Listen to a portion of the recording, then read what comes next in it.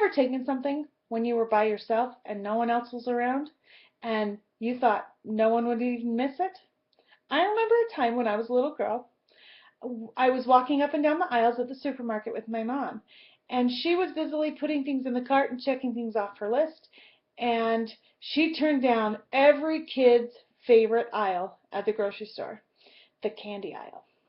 I, of course, asked my mom, can I have this piece of candy? Can I have that candy bar? And the answer always seemed to be no. And so I was feeling pretty disappointed. I had really wanted a piece of candy. So I took matters into my own hands, literally. I walked by all of these bins with a whole bunch of candy in them. And it was what we called back then penny candy. You could buy one piece of candy for a penny. So as I looked at all of these big bins of candy, I thought, no one's even going to miss one tiny piece of candy. There's so much candy here. And so I grabbed one and I stuck it in my pocket to unwrap and enjoy later. And so we went back through the rest of our shopping, got up to the checkout stand, and I thought for sure the checker was going to see the guilt on my face. So I immediately started to feel bad, but not bad enough to say anything. And the checker, she checked us out and got us on our way, and my mom paid for the groceries, and off we were. And I had gotten away scot-free. I started to feel kind of proud of myself.